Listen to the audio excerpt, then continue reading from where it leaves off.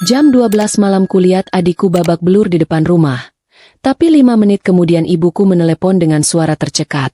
Nak, jangan sekali-kali kamu tolong mereka. Sebelum kita mulai lebih lanjut, yuk, tekan tombol suka, serta tombol subscribe agar tidak ketinggalan kisah menarik lainnya. Dan jangan lupa absen asal kota bapak ibu di kolom komentar. Semoga rezeki kita semua dilancarkan, kesehatan kita diberkahi, dan keluarga kita selalu harmonis dalam lindungannya. Amin. Jam di dinding menunjukkan hampir tengah malam, dan lampu teras rumahku di Komplek Pinus Mas sudah kumatikan. Aku Indah, duduk sendirian di ruang tengah, ditemani satu-satunya penerangan dari lampu tidur yang temaram. Suamiku, Yoga, sedang dinas keluar kota, dan sejujurnya, rumah sebesar ini terasa terlalu luas dan sunyi kalau hanya dihuni satu orang. Malam itu adalah malam Sabtu, tapi rasanya dingin sekali seperti malam Jumat Kliwon. Entahlah, mungkin hanya perasaanku saja. Aku baru saja menyelesaikan sholat Isya, sambil mendoakan suamiku yang katanya sedang sibuk dengan proyek besar di luar Jawa. Rasa sepi itu semakin menjadi-jadi, membuatku merinding sendiri. Tiba-tiba, keheningan pecah oleh suara benturan yang keras dan gaduh di depan pagar gerbang. Jantungku langsung melompat ke tenggorokan. Suara itu bukan suara kucing berkelahi, apalagi suara ranting jatuh. Ini seperti seseorang dilemparkan ke pagar besi yang kokoh. Aku menahan napas, mencoba mendengarkan lagi, berharap indraku salah. Namun, tak lama kemudian terdengar suara lain. Rintihan tertahan, seperti seseorang sedang menahan rasa sakit yang luar biasa. Bulu kuduku seketika berdiri tegak. Aku bergegas meraih ponsel, dan tanganku sedikit gemetar saat membuka aplikasi kamera CCTV. Di bawah cahaya lampu jalan yang agak remang, aku melihat dua sosok. Satu sosok dewasa yang tersungkur lemas, bersandar di pilar gerbang, dan satu sosok kecil yang duduk diam di kursi roda. Pikiranku langsung berputar kencang. Siapa yang bertamu jam segini? Jangan-jangan perampok? Tapi mereka tampak seperti korban, bukan pelaku. Aku mendekatkan wajahku ke layar ponsel yang berpendar, mencoba memperjelas sosok itu. Aku langsung mengenali mereka.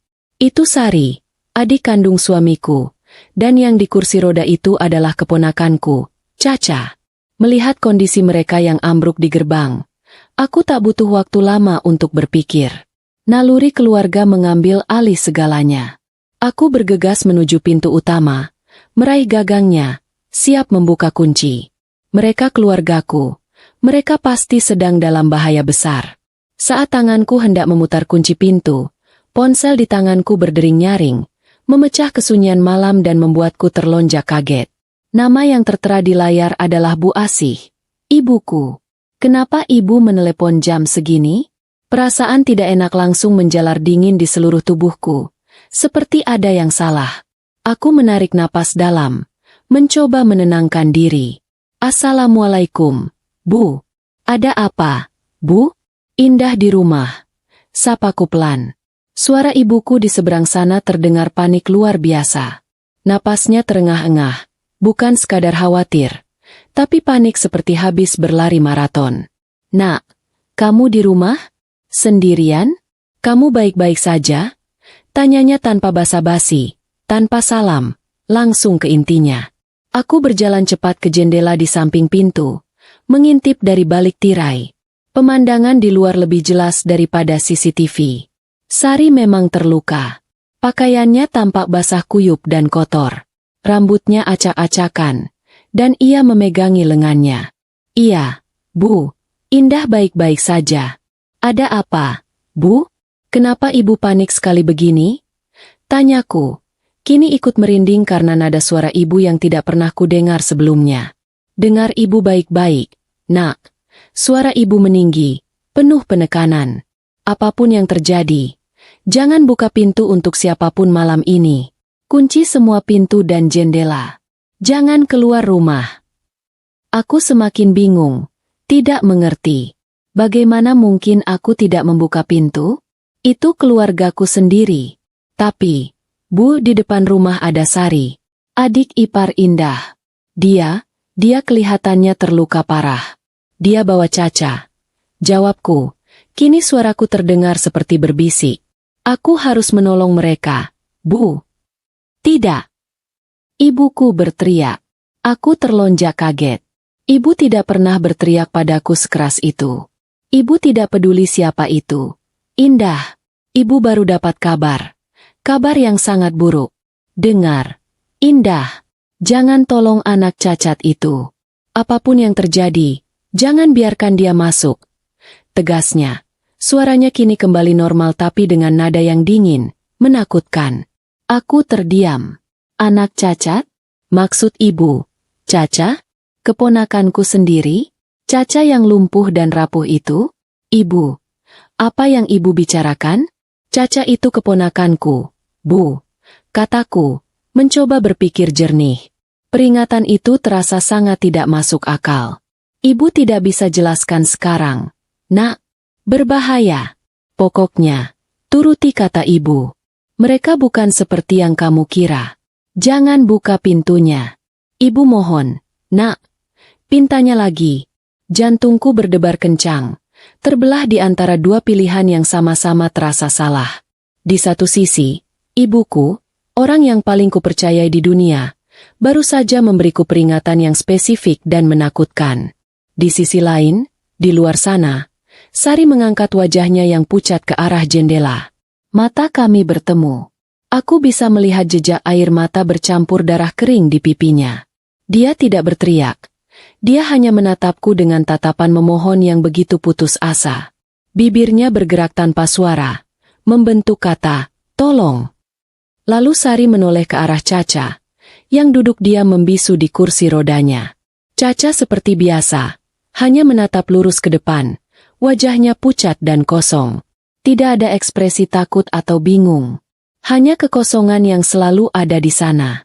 Melihat kondisi mereka, bagaimana mungkin aku tega membiarkan mereka kedinginan di luar? Sari adalah adik kandung suamiku. Dia adalah keluargaku. Peringatan ibuku terasa aneh dan tak masuk akal. Mungkin ibu hanya salah dengar. Bu, aku tidak bisa. Lirihku pada akhirnya. Hatiku hancur oleh pemandangan di depanku. Sari berdarah. Bu, aku tidak mungkin membiarkan dia dan anaknya di jalanan jam segini. Maafkan Indah, Bu. Indah, jangan. Nah, dengar ibu. Teriak ibu Astuti. Klik. Aku menutup teleponnya. Aku tahu ibuku pasti akan sangat marah dan khawatir. Tapi aku merasa tidak punya pilihan lain. Imanku mengajarkanku untuk menolong orang yang sedang kesusahan. Apalagi ini adalah darah dagingku.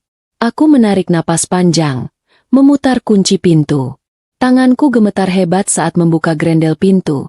Satu di atas dan satu di bawah. Dengan sekali tarikan napas, aku membuka pintu depan. Udara malam yang dingin langsung menerpa wajahku, membawa aroma tanah basah dan sesuatu yang lain, sesuatu yang amis, seperti bau karat bercampur bau darah segar. Sari! Aku berlari kecil ke arah gerbang dan membukanya. Sari menatapku dengan mata terbelalak. Seolah tidak percaya aku benar-benar membukakan pintu. Ia mencoba berdiri, tapi kakinya lemas. Indah, tolong. Suaranya serak dan bergetar. Ya Tuhan, apa yang terjadi padamu? Ayo, masuk dulu. Aku segera memapahnya. Tubuhnya terasa dingin, basah, dan ia jauh lebih berat dari yang kukira. Seolah seluruh tenaganya telah habis terkuras. Caca, jangan tinggalkan Caca. Pintanya sambil menunjuk ke kursi roda. Iya, kita bawa Caca masuk. Dengan susah payah, aku memapah Sari masuk ke teras, mendudukannya di kursi rotan sejenak. Aku berlari kembali ke gerbang, mendorong kursi roda Caca masuk. Roda kecilnya sedikit tersendat di keramik teras. Caca masih sama, membisu, menatap lurus. Aku merasakan sedikit keanehan di tengah situasi genting ini.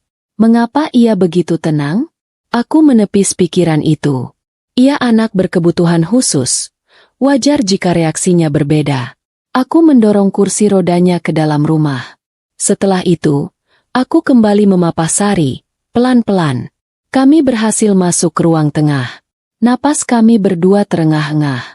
Aku segera mengunci pintu depan, menggeser grendelnya, dan memasang kunci pengaman tambahan. Aku menoleh ke sudut ruangan tempat Caca kini duduk di kursi rodanya. Di bawah cahaya lampu yang terang, ia masih menatap lurus, tak berkedip. Aku menelan ludah, mencoba menepis rasa takut tak beralasan itu. Ia hanya anak kecil. Fokusku kembali pada Sari, yang kini terbaring lemah di sofa panjang. Lukanya ternyata jauh lebih parah dari yang kulihat dari jendela. Ada memar besar di pipinya, bibirnya sobek, dan lengan bajunya yang robek memperlihatkan goresan dalam yang masih mengeluarkan darah. Ia gemetar hebat, entah karena kedinginan atau ketakutan yang mendalam. Aku ambilkan kotak P3K dan air hangat. "Kamu aman di sini, Sar," kataku. Suaraku berusaha tetap tenang. "Ceritakan padaku, siapa yang melakukan ini padamu?" Sari menatapku dengan mata penuh teror. Ia membuka mulutnya, tetapi hanya suara gemetar yang keluar. Ia menelan ludah, lalu berbisik. Bisikan itu begitu pelan, tapi cukup untuk membuat darahku serasa berhenti mengalir. Dia tahu, Indah, Yoga tahu. Aku mengambil buktinya. Ibu, dan Yoga mereka semua. Ia menyebut nama suamiku, Yoga. Jantungku serasa berhenti berdetak selama beberapa detik. Yoga? Apa maksud Sari menyebut nama suamiku? Apa hubungannya Yoga, yang sedang dinas di luar kota, dengan kondisi Sari yang babak belur di depanku? Pikiran itu begitu absurd, begitu tidak mungkin, hingga aku yakin aku salah dengar. "Apa katamu, Sar?" Aku mendekatkan telingaku, mencoba memastikan. "Kamu bilang Yoga." Sari menggeleng lemah, matanya liar, dipenuhi ketakutan yang sangat mendalam. "Kamu tidak mengerti, mereka semua terlibat. Hendra, Bu Ratna, mereka ingin semuanya." Bu Ratna, ibu mertuaku, ibu kandung dari Sari dan Yoga. Tentu saja, itu lebih masuk akal. Hubungan Sari dengan ibu mertuaku dan suaminya, Hendra, memang tidak pernah baik. Aku sering mendengar mereka bertengkar soal uang dan warisan peninggalan almarhum bapak mertuaku. Tapi Yoga, melibatkan Yoga dalam kekerasan ini? Tidak mungkin. Sari pasti mengigau. Lukanya pasti parah. Mungkin ia mengalami gegar otak. "Tenang dulu, Sar, kamu syok," kataku, berusaha menenangkan diriku sendiri sekaligus dirinya. "Jangan bicara dulu. Aku ambilkan minum. Kita harus bersihkan lukamu." Sari mencengkeram lenganku. Kukunya menancap kuat di kulitku. Tapi aku tidak peduli rasa sakit itu. Matanya memohon padaku. "Jangan percaya Yoga." "Sari, cukup." Aku sedikit membentaknya, lebih karena rasa takutku sendiri. "Yoga tidak mungkin melakukan ini.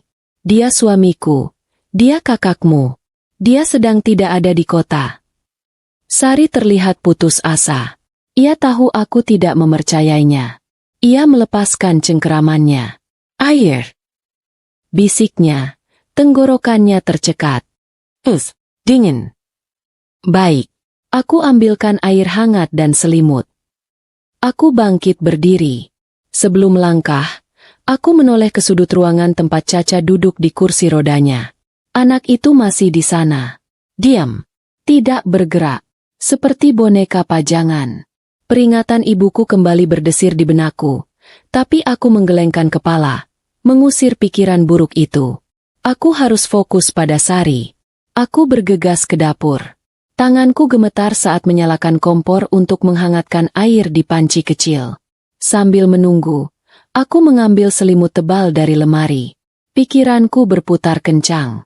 Jelas Sari butuh pertolongan medis. Tapi dia tadi bilang jangan. Dia takut pada Hendra. Jika aku menelepon ambulans, apakah Hendra akan tahu? Dan Yoga. Kenapa Sari menyebut namanya? Air di panci mulai beruap. Aku menuangkannya ke gelas, menambahkan sedikit air dingin agar menjadi hangat. Aku juga mengambil kotak P3K dari lemari obat. Aku menatanya semua di atas nampan. Aku menatap jam dinding di dapur. Sudah hampir 15 menit sejak mereka masuk. Aku membawa nampan itu kembali ke ruang tengah. Sari, ini air hangatnya. Minum pelan-pelan. Ya, setelah ini kita obati lukamu. Tidak ada jawaban. Aku melangkah lebih dekat ke sofa, dan pemandangan yang menyambutku membuat nampan di tanganku jatuh berantakan ke lantai. Gelas pecah, air hangat tumpah, perban dan botol antiseptik berhamburan di atas keramik. Aku tidak peduli. Mataku terpaku pada sosok Sari. Ia tidak lagi di sofa. Ia tergeletak di lantai, di samping genangan air dari pakaiannya yang basah. Tubuhnya kejang hebat. Mata putihnya terlihat jelas saat tubuhnya kaku dan bergetar. Mulutnya. Ya Tuhan. Mulutnya mengeluarkan busa putih kental yang mengalir ke pipinya. Sari. Aku menjerit histeris. Aku menjatuhkan diri berlutut di sampingnya. Sari. Bertahan. Apa yang terjadi? Ia diracun. Pikiran itu menghantamku seperti palu besar. Ini bukan sekadar penganiayaan. Ini percobaan pembunuhan. Kejangnya mulai melambat. Tubuhnya yang tadi kaku kini mulai lemas. Ia sepertinya menggunakan sisa-sisa kesadaran yang terakhir. Matanya yang tadinya terbalik kini berusaha fokus. Tapi ia tidak melihatku. Ia melihat ke belakangku, ke arah sudut ruangan tempat Caca berada. Dengan sisa tenaga yang ia miliki, Sari mengangkat satu tangannya. Jari telunjuknya yang gemetar menunjuk lurus ke arah kursi roda putrinya. Ia membuka mulutnya. Suara yang keluar hanyalah desisan serak bercampur gelembung busa. Tapi aku mendengarnya. 3 kata terakhir yang akan menghantuiku selamanya. Dia bukan Caca. Setelah mengucapkan itu, tangannya jatuh terkulai ke lantai. Matanya kehilangan fokus. Napas terakhirnya keluar dalam satu helaan panjang yang menyakitkan. Dan kemudian hening. Sari telah mati tepat di depanku, di ruang tengah rumahku. Aku membeku. Waktu serasa berhenti. Aku tidak bisa bernapas. Aku hanya bisa menatap wajah Sari yang kini damai. Kontras dengan busa menjijikkan di mulutnya. Ia mati. Dibunuh. Lalu aku mendengar suara. Suara yang seharusnya tidak mungkin ada. Klek. Itu adalah suara rem kursi roda yang dilepaskan. Aku memutar kepalaku perlahan. Sangat perlahan. Mataku yang penuh air mata menatap ke sudut ruangan. Kursi roda itu kosong. Napas tercekat di tenggorokan. Lalu, dari bayang-bayang di samping lemari buku, sesosok tubuh kecil melangkah keluar. Itu adalah Caca. Atau setidaknya, anak yang kukira Caca. Ia berdiri tegak. Sangat tegak. Tidak ada tanda-tanda kelumpuhan. Tidak ada tanda-tanda kelemahan. Anak perempuan itu berdiri, menatapku. Tatapan kosongnya yang seperti boneka telah lenyap. Yang ada kini adalah tatapan mata yang tajam, dingin, dan penuh perhitungan. Itu adalah tatapan mata orang dewasa yang terjebak di wajah seorang anak. Tubuhku lemas ketika aku terduduk di lantai, di samping mayat Sari. Kakiku tidak bisa menopang tubuhku lagi. Teror yang murni dan absolut melumpuhkanku. Peringatan ibuku berputar di kepalaku seperti kaset rusak. Jangan tolong anak cacat itu. Anak itu, Caca palsu itu, menatapku. Lalu dia melakukan sesuatu yang membuat darah di sekujur tubuhku terasa membeku. Dia tersenyum. Bukan senyum seorang anak. Itu adalah senyum miring yang penuh kemenangan dan ejekan. Seolah dia baru saja menyelesaikan sebuah pertunjukan. Dan aku adalah penonton bodoh yang tertipu. Ketakutan memberiku kekuatan terakhir. Tanganku yang gemetar merogoh saku gamisku, mencari ponsel. Benda itu masih ada di sana. Aku menariknya keluar.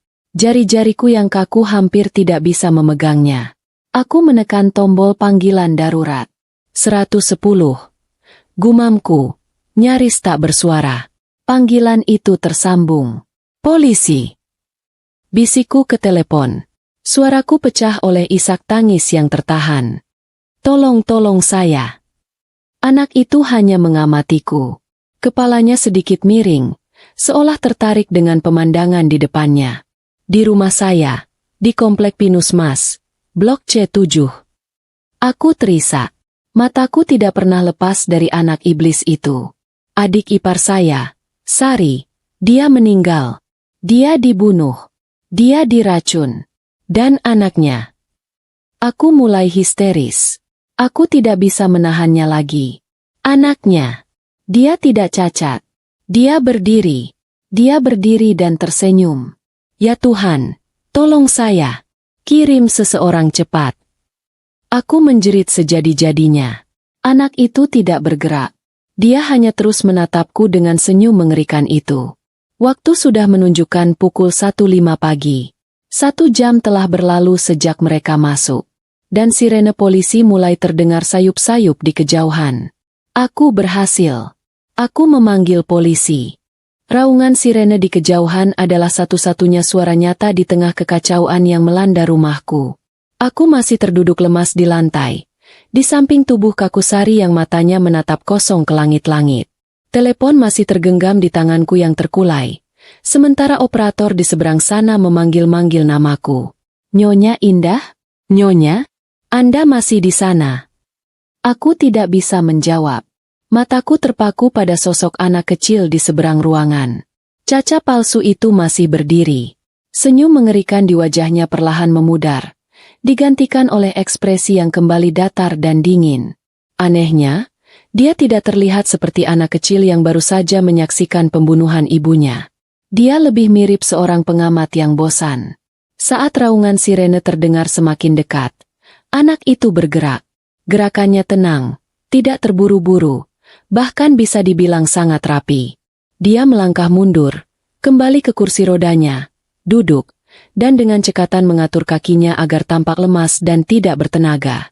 Dia meraih selimut tipis yang tadi menutupi kakinya dan menyampirkannya kembali. Dalam hitungan detik, caca palsu itu kembali menjadi sosok yang lumpuh. Dia menundukkan kepalanya, menyembunyikan wajahnya, dan mulai gemetar. Dia berpura-pura ketakutan. Aku melihat transformasi itu dengan ngeri. Aku ingin berteriak, "Penipu! Iblis!" Tapi tidak ada suara yang keluar dari tenggorokanku. Dia adalah seorang aktor cilik yang luar biasa, dan aku adalah korban yang paling bodoh. Gedebuk! Gedebuk! Polisi! Buka pintunya! Suara teriakan yang berat dan tegas menggema dari luar, diikuti oleh suara gedoran yang lebih keras. Aku tidak bergerak. Aku lumpuh di tempat. Braak! Pintu depan didobrak paksa. 3 petugas berseragam menyerbu masuk, senjata teracung. Mereka melihat aku di lantai, lalu melihat tubuh Sari, dan terakhir melihat anak kecil di kursi roda yang kini terisak pelan dan gemetar ketakutan. "Angkat tangan!" teriak petugas yang memimpin. Dia. Aku akhirnya menemukan suaraku. Aku mengangkat tanganku yang gemetar, menunjuk ke arah Caca. Anak itu. Dia pelakunya. Dia tidak cacat. Dia berdiri. Dia tersenyum padaku. Para petugas saling berpandangan bingung. Sulit untuk menyalahkan mereka. Bagaimana mungkin mereka mempercayai seorang wanita yang histeris dan menuduh seorang anak lumpuh yang sedang menangis sebagai pembunuh? Salah satu petugas yang lebih tua, dengan tanda nama Inspektur Haris, mendekatiku dengan hati-hati. "Nyonya, tenang. Anda aman sekarang. Apa yang terjadi?" "Dia membunuhnya," jeritku. Air mataku mengalir deras. "Sari, adik iparku, dia diracun. Dan anak itu, dia bukan Caca."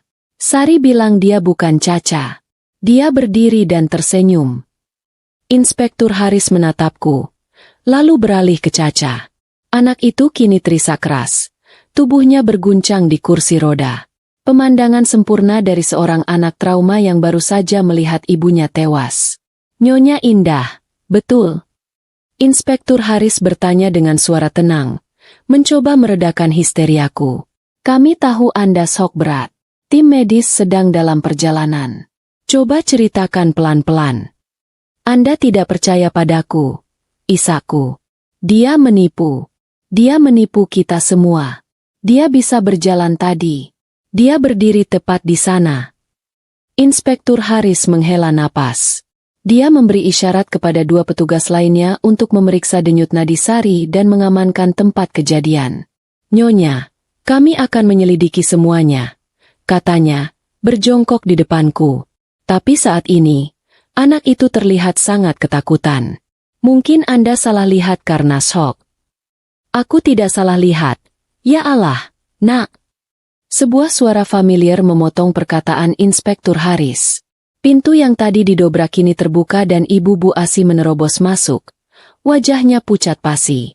Ia pasti langsung menyusul setelah aku menutup teleponnya. Mata Bu Asi langsung tertuju pada mayat Sari di lantai. Lalu padaku yang histeris.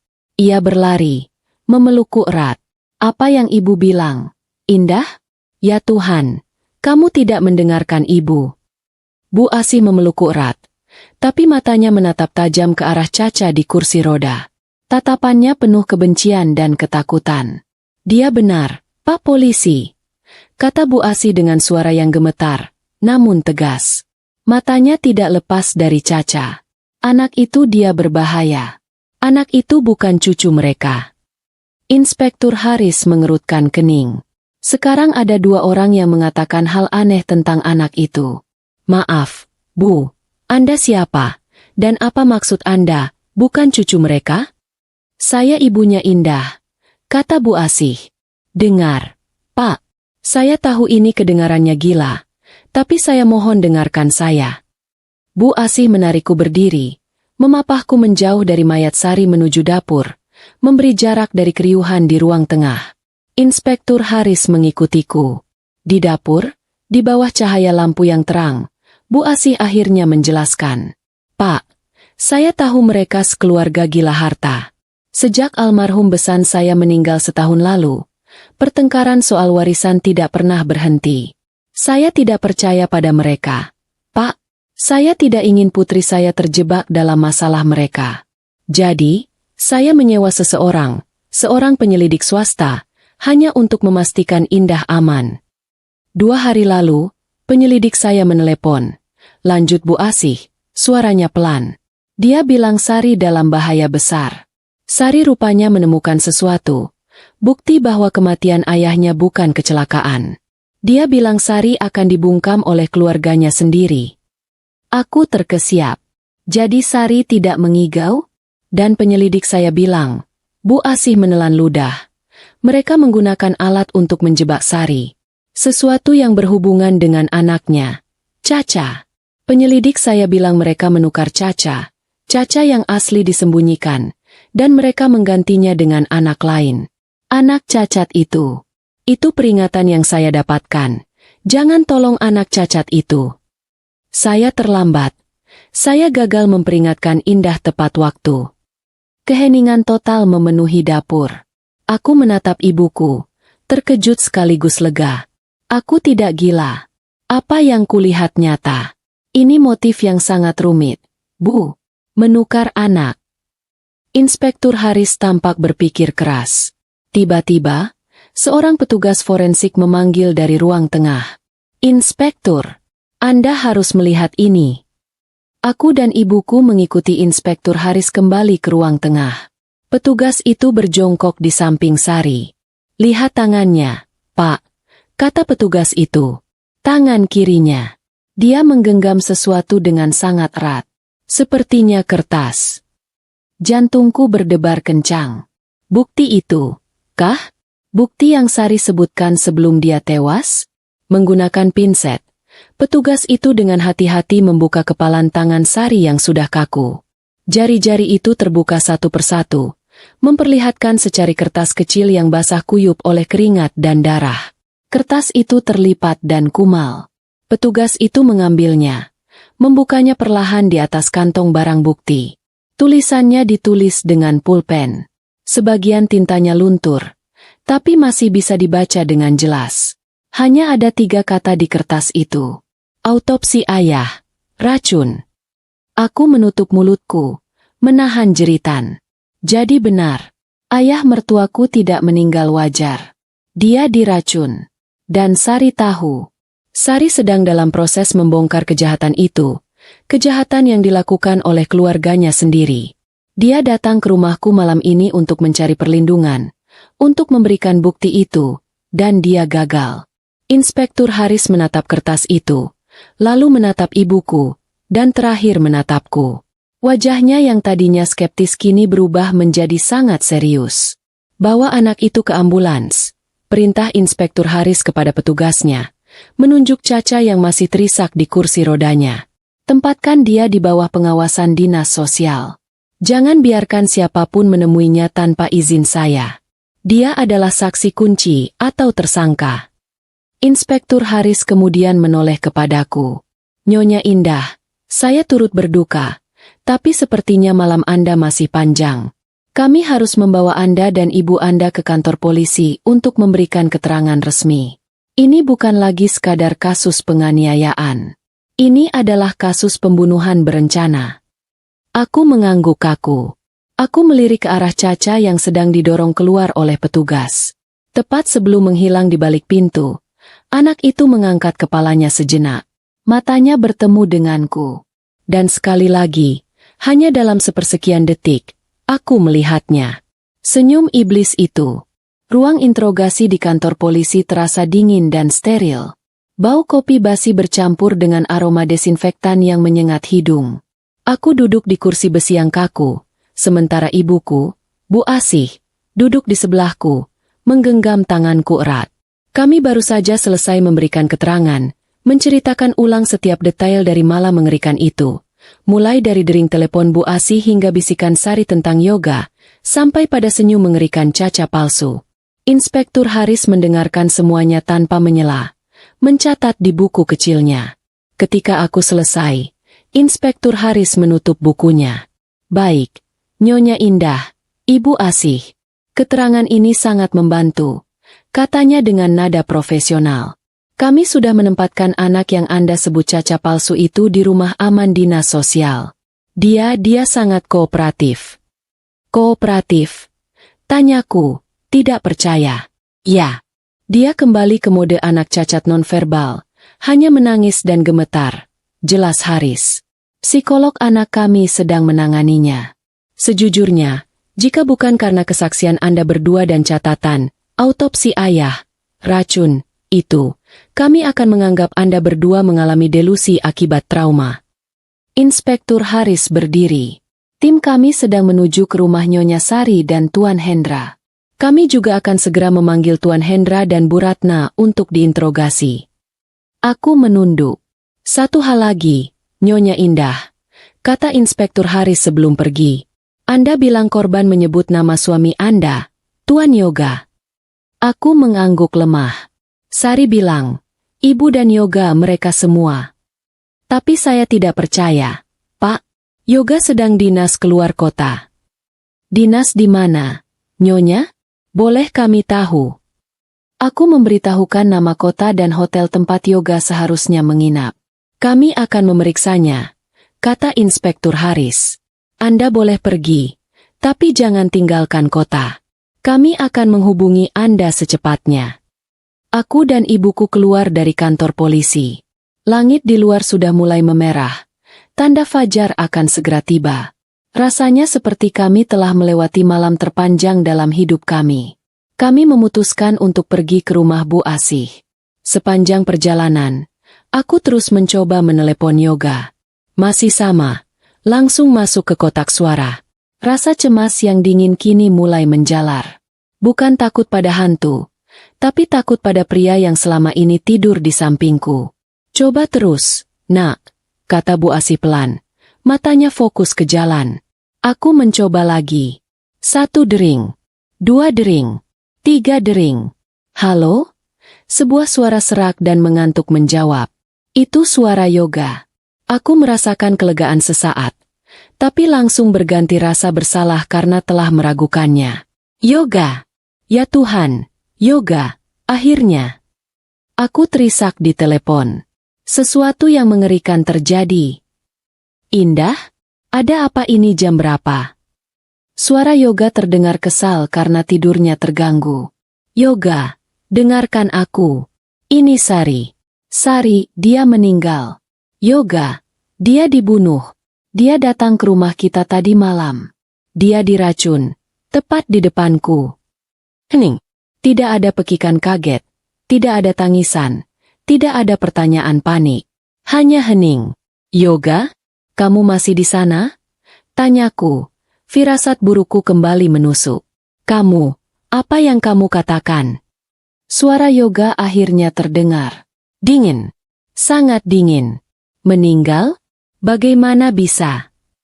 Aku tidak tahu. Dia datang. Dia bilang Hendra. Tapi, kenapa kamu buka pintu untuknya? Suara Yoga tiba-tiba berubah tajam, penuh amarah. Itu bukan suara orang yang berduka. Itu suara orang yang marah karena rencananya gagal. Aku tertegun. Apa? Apa maksudmu? Dia adikmu. Yoga. Dia terluka. Sudah kubilang berkali-kali. Indah, jangan ikut campur urusan keluargaku. Jangan berurusan dengan Sari. Dia itu pembawa masalah. Bentak Yoga di telepon. Sekarang lihat. Kamu membawanya masuk ke rumah kita. Kamu membuat masalah ini jadi urusanmu. Kalau kamu tidak menampungnya, Sari tidak akan senekat itu. Nekat apa maksudmu nekat? Yoga? Suaraku bergetar. Dia dibunuh. Adik kandungmu dibunuh. Itu urusannya dengan Hendra dan dengan ibu. Seharusnya kamu tidak ada di sana. Seharusnya kamu diam saja.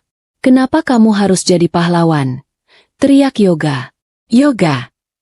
Aku tidak bisa bernapas. Sari, dia menyebut namamu. Dia bilang kamu terlibat. Hening lagi. Kali ini lebih lama. Dia mengigau, kata Yoga. Suaranya kembali tenang. Tapi ketenangan itu lebih mengerikan. Dia stres. Dia tidak tahu apa yang dia katakan. Dengar. Indah. Aku akan segera pulang. Pesawat pertama. Jangan bicara dengan siapapun lagi. Terutama polisi. Bilang saja kamu tidak tahu apa-apa. Mengerti? Ini demi kebaikanmu. Klik. Telepon ditutup. Aku menatap layar ponselku. Kosong. Air mataku sudah kering. Yang tersisa hanyalah rasa dingin yang membekukan. Sari benar. Ibuku benar. Suamiku adalah monster.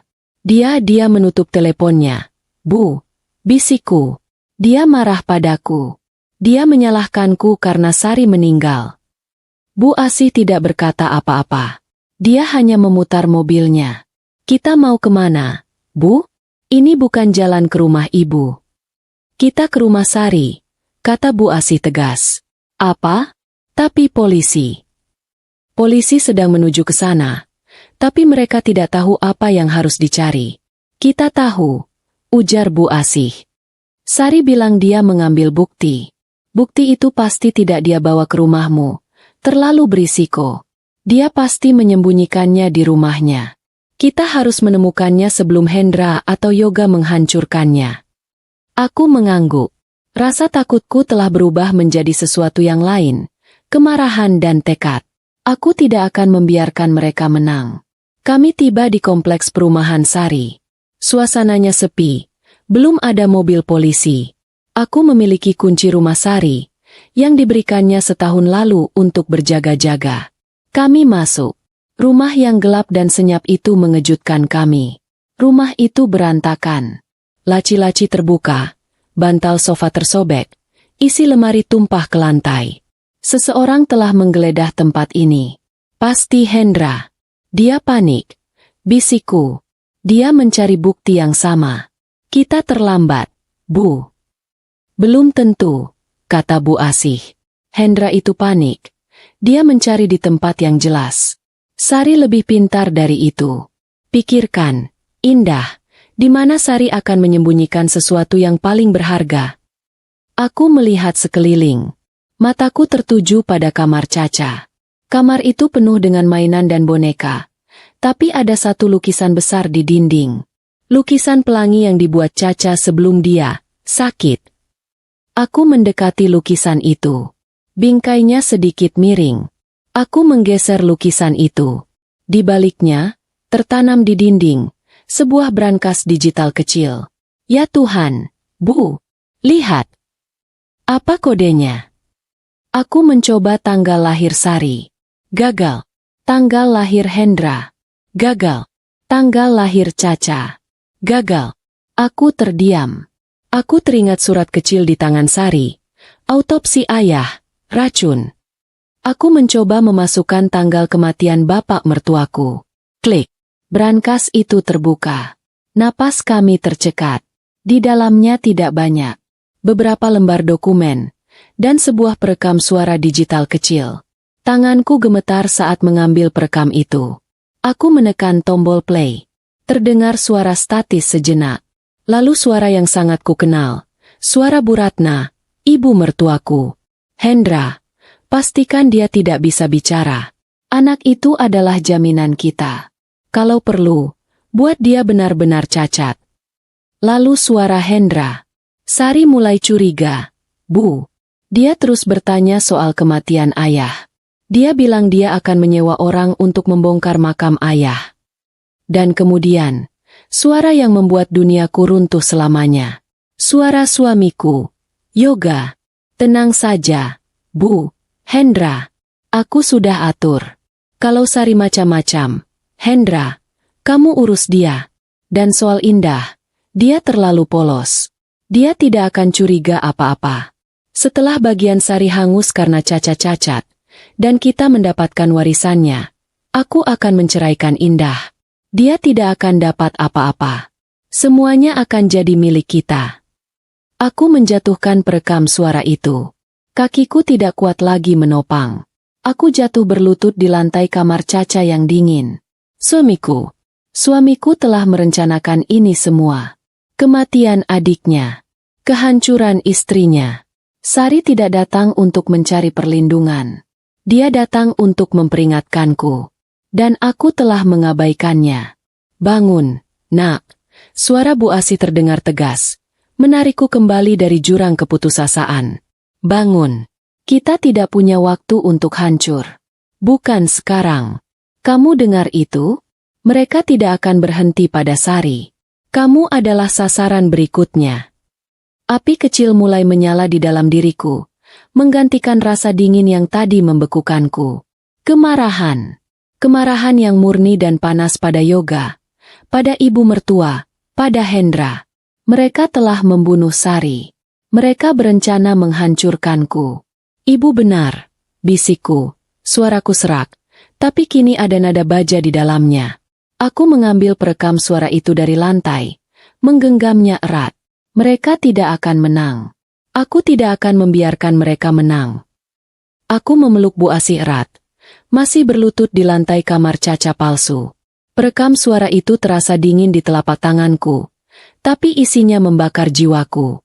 Suamiku, Yoga, adalah seorang pembunuh berdarah dingin. Rencana perceraian, warisan, dan bahkan kemungkinan aku menjadi target berikutnya. Semua tertuang jelas dalam suara tenang Yoga di rekaman itu. Sudah cukup. Nak, kita harus pergi. Bisik Bu Asih. Memapahku berdiri. Sekarang, kita harus kembali ke Inspektur Haris. Aku mengangguk kaku. Kami segera meninggalkan rumah Sari, menguncinya kembali seolah tidak pernah terjadi apa-apa. Membawa kotak kecil berisi perekam dan dokumen sebagai harta yang lebih berharga dari seluruh uang di dunia. Sepanjang perjalanan kembali ke kantor polisi, aku terdiam. Pikiran keruhku bekerja keras. Setiap keanehan sikap Yoga selama setahun terakhir, caranya menghindari pembicaraan soal warisan, caranya yang tiba-tiba menjadi sangat sibuk dengan dinas luar kota, kini menjadi masuk akal. Itu semua adalah bagian dari rencana besar yang keji. Kami tiba di kantor polisi saat fajar telah sepenuhnya menyingsing. Tanpa basa-basi, aku dan Bu Asih langsung meminta bertemu Inspektur Haris, mengatakan ini adalah keadaan darurat. Inspektur Haris tampak lelah. Secangkir kopi hitam kental tersaji di mejanya. Nyonya Indah, Ibu Asih, ada perkembangan? Tanyanya. Aku tidak berkata apa-apa. Aku hanya meletakkan perekam suara itu di atas meja Inspektur Haris, menekan tombol play, dan mundur selangkah. Selama 3 menit berikutnya, ruangan itu hening. Hanya terdengar suara dari rekaman itu. Suara Bu Ratna yang dingin, suara Hendra yang gugup, dan yang paling mematikan, Suara Yoga yang tenang dan penuh perhitungan, diakhiri dengan kalimat tentang menceraikanku. Wajah Inspektur Haris adalah tontonan yang menarik. Matanya menyipit, rahangnya mengeras. Begitu rekaman selesai, dia tidak langsung bergerak. Dia menatap rekam itu, lalu menatapku dengan pandangan penuh simpati yang sama sekali baru. Suami Anda. Inspektur Haris memulai. Suaranya tercekat. Dia sedang tidak di luar kota. Nyonya Indah. Jantungku mencelos. Aku tahu, tapi mendengarnya dari orang lain tetap menyakitkan. Apa maksud Bapak? Tim saya sudah memeriksa hotel yang Anda sebutkan. Jelas Inspektur Haris. Tuan Yoga memang memesan kamar, tapi dia check out 2 hari yang lalu, tepat sehari sebelum Sari dibunuh. Kami melacak sinyal ponselnya. Dia ada di kota ini. Dia bersembunyi.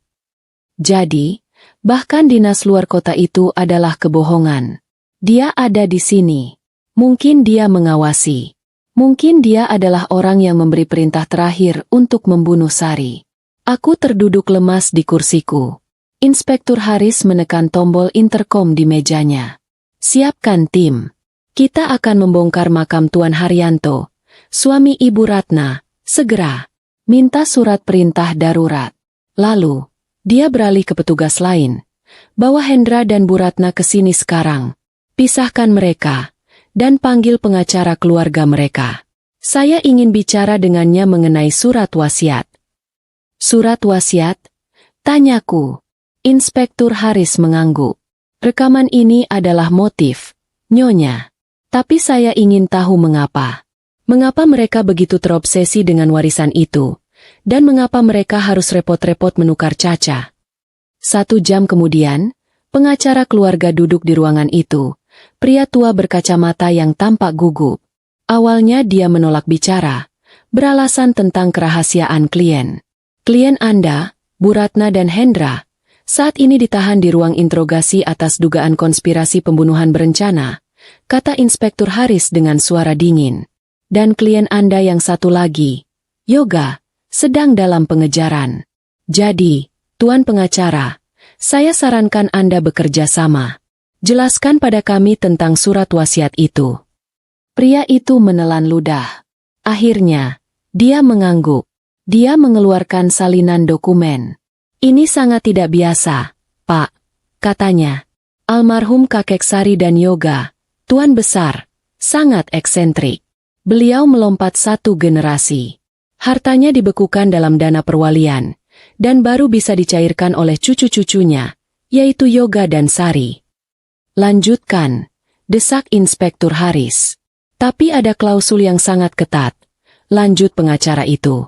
Harta itu baru bisa dibagi rata antara Yoga dan Sari setelah mereka berdua menikah dan memiliki, ini kutipan pastinya, keturunan yang sehat walafiat, tanpa cacat permanen. Aku dan Bu Asih saling berpandangan. Syok. Apa yang terjadi jika salah satu keturunan itu cacat? Tanya Bu Asih tajam. Pengacara itu membalik halaman.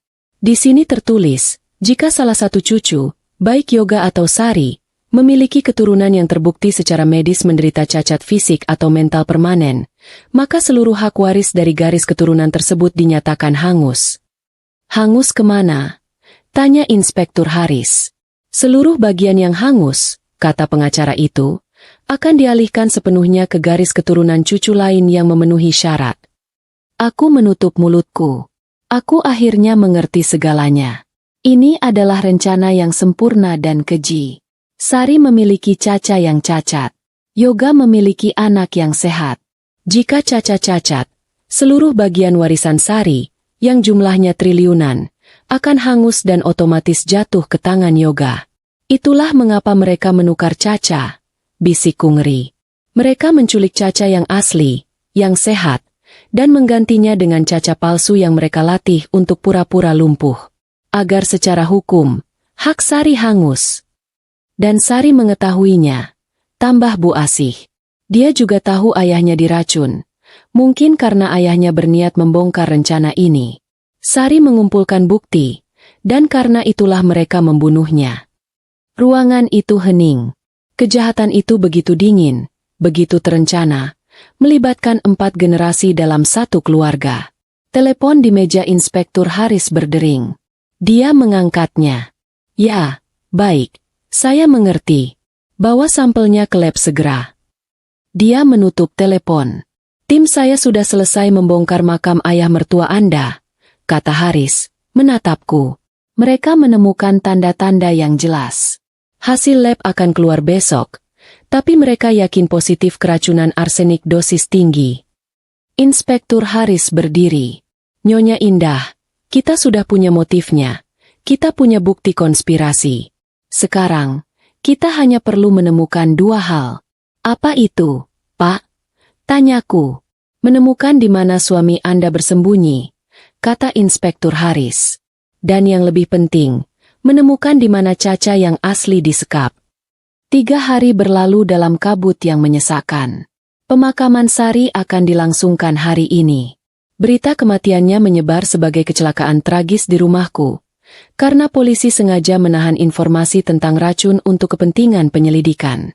Bu Ratna dan Hendra, setelah diinterogasi berjam-jam, terpaksa dilepaskan karena kurangnya bukti langsung yang mengaitkan mereka dengan pembunuhan.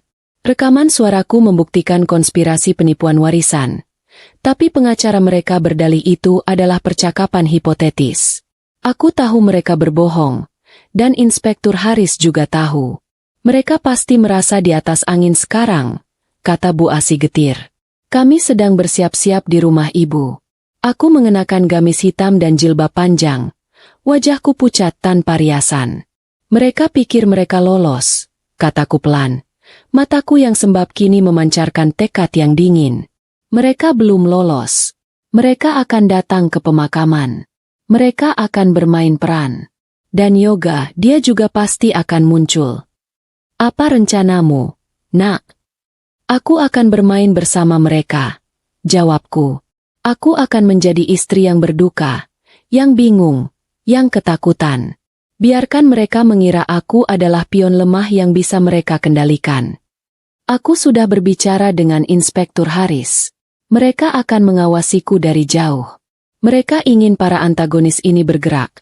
Mereka ingin mereka membuat kesalahan. Rumah duka itu penuh sesak. Aroma bunga lili dan melati bercampur dengan duka yang pura-pura. Aku masuk, dipapah oleh ibuku. Di sudut ruangan, aku melihat mereka. Bu Ratna duduk terkulai di kursi, menangis sesenggukan di depan peti mati putrinya.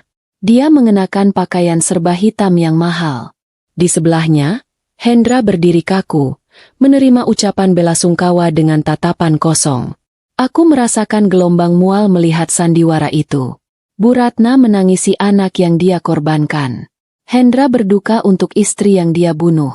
Lalu, pintu di depan terbuka dan Yoga masuk. Dia tampak kacau. Kemejanya sedikit kusut, matanya merah, dan ada bekas janggut tipis di rahangnya. Dia terlihat persis seperti suami yang baru saja terbang dari luar kota, bergegas pulang setelah mendengar berita duka. Dia melihat sekeliling ruangan, dan saat matanya bertemu dengan mataku, dia berlari kecil. Indah, sayang. Dia memelukku erat, membenamkan wajahnya di bahuku. Aku menegang. Sentuhan kulitnya terasa seperti bara api. Aku harus menahan seluruh kekuatanku agar tidak mendorong dan memaki pria itu di depan semua orang. Mas, kamu datang, bisikku, memainkan peranku. Aku membiarkan tubuhku gemetar, berpura-pura mencari kekuatan dalam pelukan pembunuhnya. Maafkan aku, isak Yoga di bahuku. Isak tangis itu terdengar begitu nyata, begitu meyakinkan. Monster ini adalah aktor yang hebat. Maafkan aku baru bisa datang. Aku tidak percaya Sari pergi. Dia melepaskan pelukannya, menangkup wajahku. Maafkan aku soal telepon itu. Aku sok. Sayang, aku tidak bermaksud menyalahkanmu. Aku kalut. Aku menatap mata suamiku. Mata yang dulu selalu menenangkanku kini tampak seperti lubang hitam yang menelan segalanya. Aku takut, Mas, bisikku, membiarkan air mata sungguhan mengalir. Tapi air mata itu bukan karena takut. Itu air mata kemarahan. SSST, semua akan baik-baik saja. Aku di sini sekarang. Aku akan melindungimu, katanya. Melindungiku? Atau membungkamku? Batinku tajam. Yoga kemudian berjalan ke arah ibunya, memeluk Bu Ratna. Keduanya menangis bersama. Pemandangan ibu dan anak yang saling menguatkan. Sementara di belakang mereka, Hendra mengangguk singkat pada Yoga. Ketiga pembunuh itu kini berada di ruangan yang sama, mengelilingi peti mati korban mereka. Mereka bertukar pandang sekilas, pandangan yang penuh makna, sebelum kembali memasang topeng duka mereka. Sepanjang prosesi pemakaman, aku merasakan mata Yoga tidak pernah lepas dariku. Dia mengawasiku, mengukur reaksinya, melihat apakah aku curiga. Aku terus menunduk, terlihat lemah dan hancur. Malam itu, setelah semua pelayat pulang, kami kembali ke rumah Bu Ratna untuk tahlilan singkat. Hanya kami berlima, aku, Bu Asih, Yoga, Bu Ratna, dan Hendra. Suasananya begitu tegang.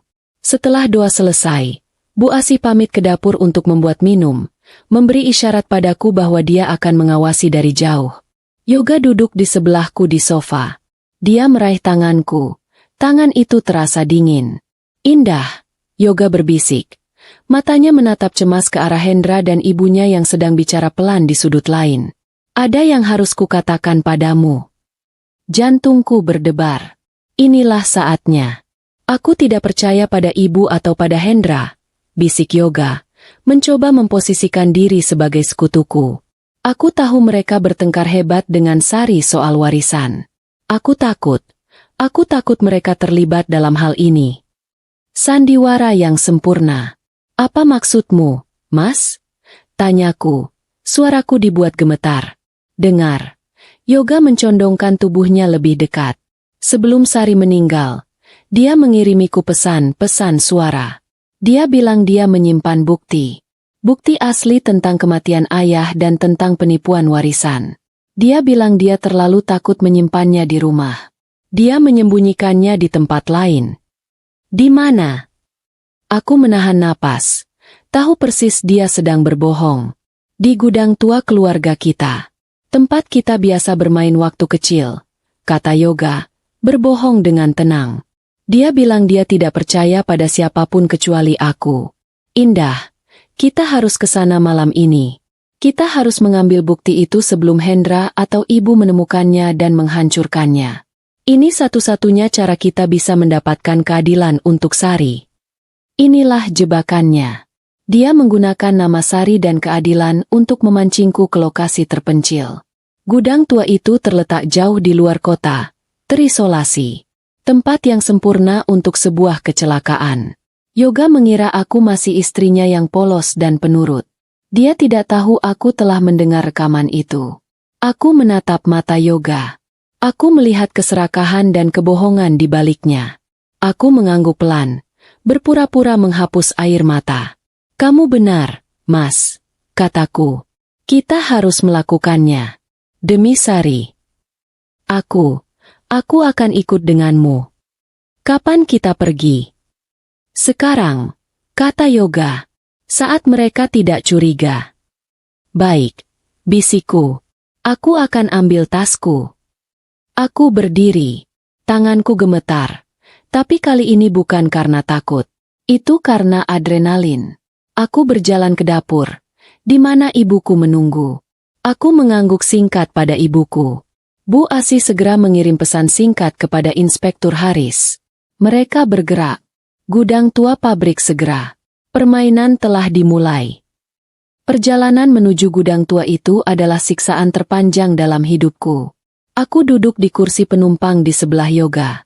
Pria itu menyetir dengan satu tangan di setir, sementara tangan lainnya menggenggam erat tanganku di atas konsol tengah. Genggaman itu, yang dulu terasa hangat dan melindungiku, kini terasa seperti borgol yang dingin. Udara di dalam mobil terasa pengap. Padahal pendingin udara menyala kencang.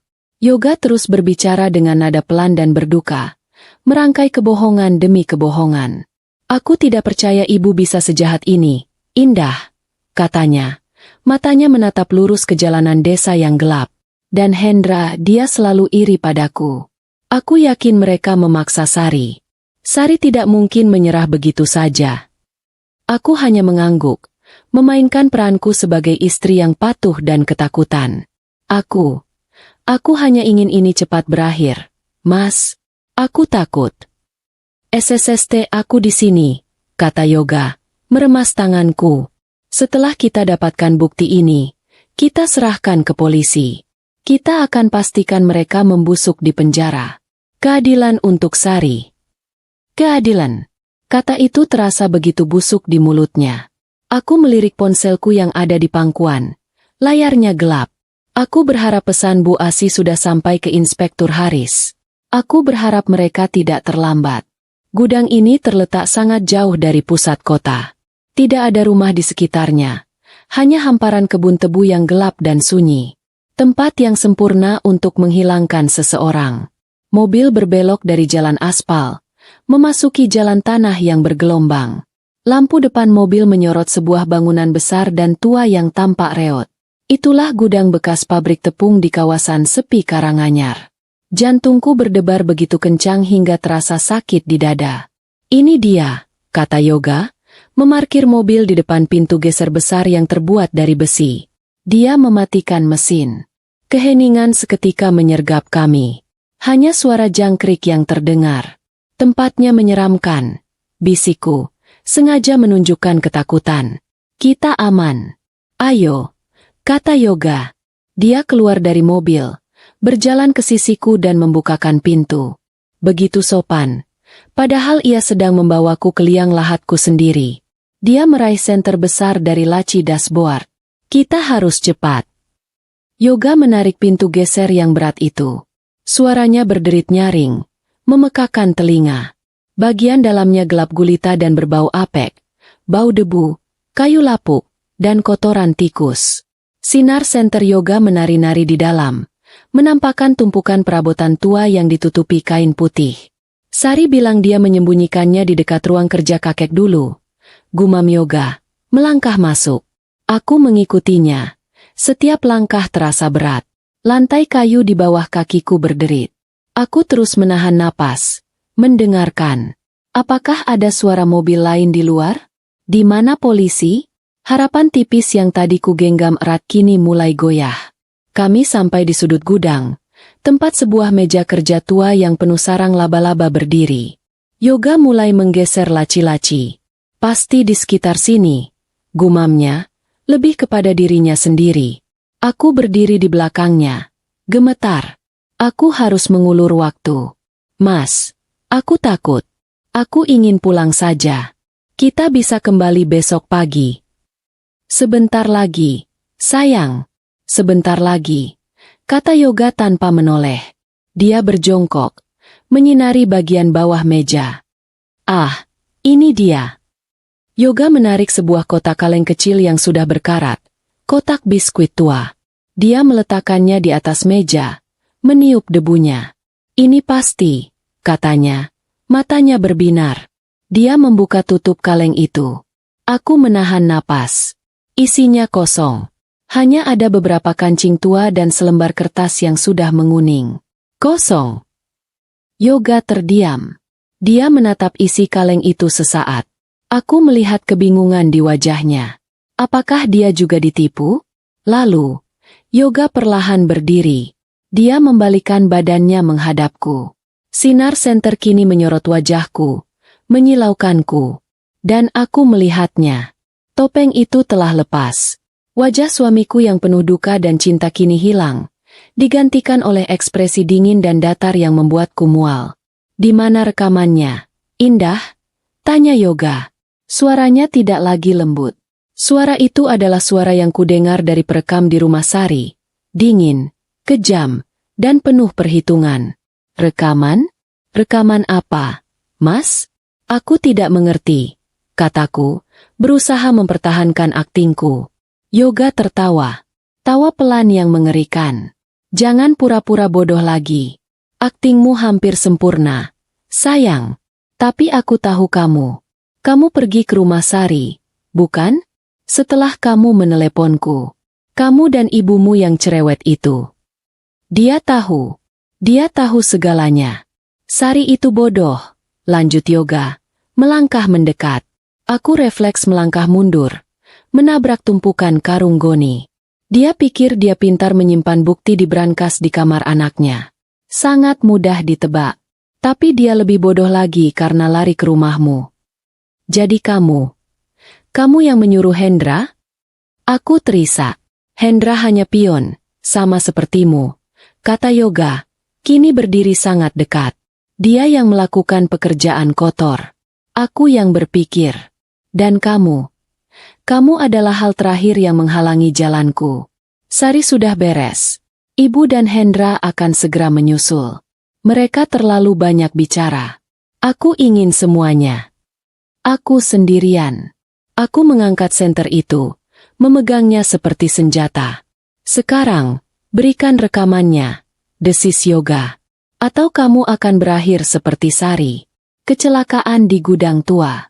Sangat tragis. Aku gemetar hebat. Polisi tidak datang. Aku sendirian. Aku tidak membawanya, teriakku. Ada di polisi. Aku sudah serahkan. Bohong. Yoga membentak. Polisi tidak punya cukup bukti untuk menahanku. Aku tahu rekaman itu satu-satunya. Dan kamu membawanya. Berikan padaku. Dia menerjangku. Aku menjerit, menghindar ke samping. Tidak. Tiba-tiba, dari balik tumpukan perabotan yang tertutup kain, sesosok bayangan lain melompat keluar. Bukan polisi. Itu Hendra. Hendra menerjang Yoga. Bukan aku.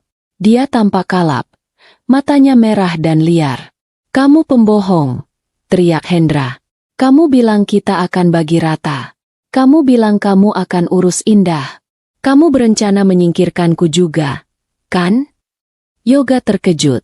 Dia tidak menyangka Hendra akan ada di sini. Dia tersungkur ke lantai. Hendra, bodoh. Apa yang kamu lakukan? Aku mendengar semuanya. Kamu akan menyingkirkanku setelah ini. Kamu tidak akan mendapatkan warisan itu. Hendra mengambil sepotong kayu, mengangkatnya tinggi-tinggi ke arah Yoga. Aku terpaku ngeri. Kedua monster itu kini saling berhadapan. Tepat pada saat itu. Weu! Weu! Weu! Sirene. Lampu sorot biru dan merah yang sangat terang tiba-tiba membanjiri bagian dalam gudang, menembus celah-celah dinding kayu yang lapuk. Polisi! Jangan bergerak. Kami sudah mengelilingi tempat ini. Suara Inspektur Haris menggema melalui megafon. Yoga dan Hendra membeku. Brak! Pintu geser didobrak dari luar. Puluhan petugas bersenjata lengkap menyerbu masuk. Hendra, dalam kepanikannya, melempar kayu itu dan berlari ke arah pintu belakang. Jangan tembak! Jangan tembak! Dia langsung ditekuk ke lantai oleh dua petugas. Yoga, sebaliknya, hanya berdiri diam. Dia terperangkap. Dia menatapku yang berdiri gemetar di antara tumpukan karung. Wajahnya tidak lagi panik, hanya ada kebencian murni, kebencian seorang predator yang mangsanya berhasil lolos. Dua petugas mendekatinya. Tuan Yoga, Anda ditahan atas dugaan konspirasi dan pembunuhan berencana. Yoga tidak melawan saat tangannya diborgol ke belakang. Saat dia digiring melewatiku, dia berhenti sejenak. Kamu pikir kamu menang? Desisnya, suaranya pelan, hanya untukku. Kamu tidak akan pernah menemukan Caca. Aku terduduk lemas di lantai gudang tua yang dingin. Kakiku tidak sanggup lagi menahan beban tubuhku. Aku berhasil. Aku selamat. Pintu gudang terbuka lebar. Ibuku, Bu Asih, berlari masuk melewati para petugas. Indah. Ya Allah, Nak. Bu Asih memelukku erat, menangis lega. Kamu tidak apa-apa? Kamu tidak apa-apa.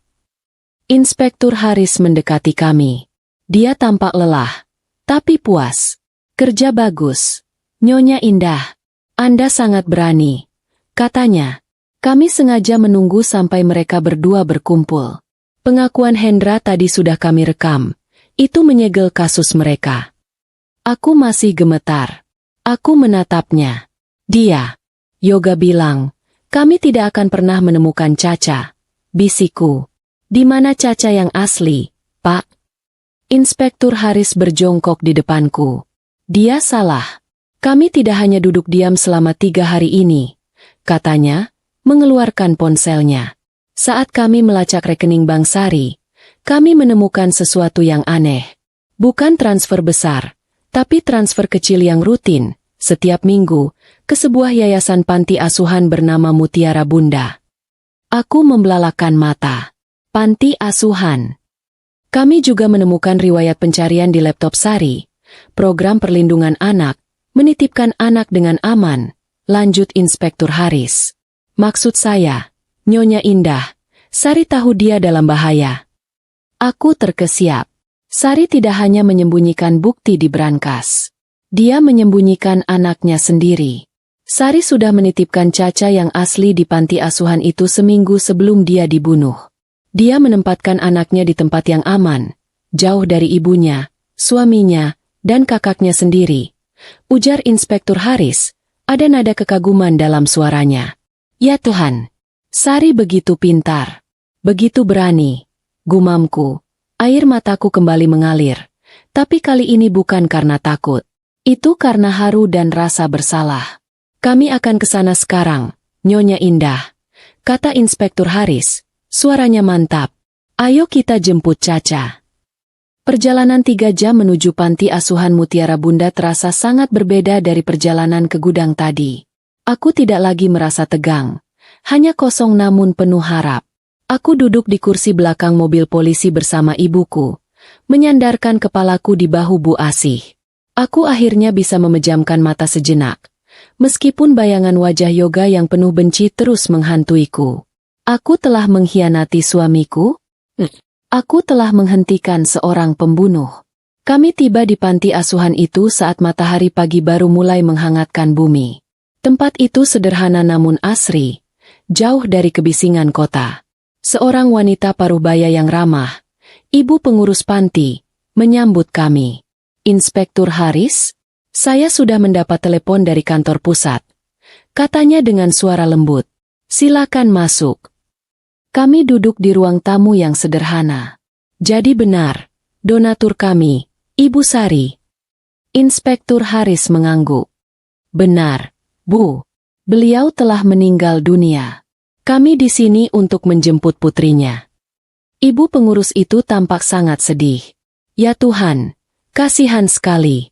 Ibu Sari menitipkan Citra di sini, katanya. Dia bilang, keluarga mereka sedang diancam masalah utang besar. Dia takut putrinya diculik. Dia membayar penuh untuk 1 tahun. Apa pesannya jika terjadi sesuatu pada beliau? Tanyaku cepat. Beliau bilang, jika terjadi apa-apa padanya, satu-satunya orang yang boleh menjemput Citra adalah wanita bernama Indah, dengan menunjukkan foto ini.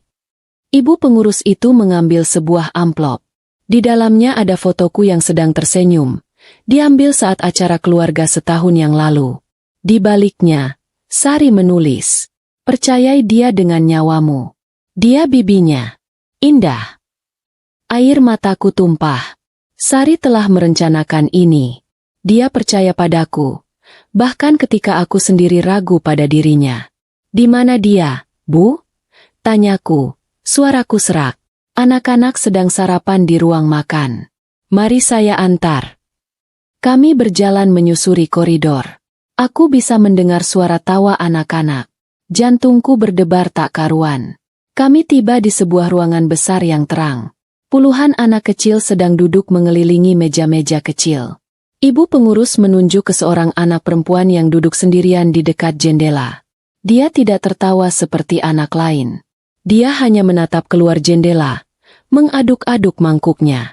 Dia sehat. Rambutnya diikat rapi. Dia tidak di kursi roda. Citra, panggil ibu pengurus pelan. Anak itu menoleh. Matanya adalah mata Sari. Aku merasa kakiku lemas. Bu Asih memegangiku. Itu dia, bisik Bu Asih. Itu Caca. Caca yang asli. Aku berjalan pelan mendekatinya. Anak itu menatapku dengan pandangan bingung dan sedikit takut. Halo. Bisikku. Aku berjongkok agar sejajar dengannya. Aku mengeluarkan ponselku, membuka galeri foto. Aku menunjukkan foto Sari yang sedang tersenyum, memeluk Caca. Mata anak itu langsung terpaku pada foto itu. Bibirnya gemetar. "Ibu!" bisiknya. Lalu dia mengangkat kepalanya, menatapku. Matanya yang cerdas mengamati wajahku. "Bibi indah?" Suaranya kecil dan ragu. Aku mengangguk, tidak sanggup bicara. Air mataku mengalir deras. Ibu bilang Bibi akan menjemputku," kata Caca. Matanya mulai berkaca-kaca. "Ibu bilang aku harus menunggu Bibi." Ibu mana?" Aku tidak bisa menahannya lagi. Aku menarik Caca ke dalam pelukanku, memeluknya erat, seolah tidak akan pernah melepaskannya. Caca, yang mungkin sudah menahan rindunya selama berminggu-minggu, akhirnya menangis. Dia menangis terseduh-seduh di bahuku. "Ibu sayang sekali sama kamu, Nak. Isaku, Ibu adalah pahlawan. Dia menyelamatkanmu." Kepingan teka-teki terakhir telah ditemukan. Anak yang menjadi alasan semua kejahatan ini akhirnya aman.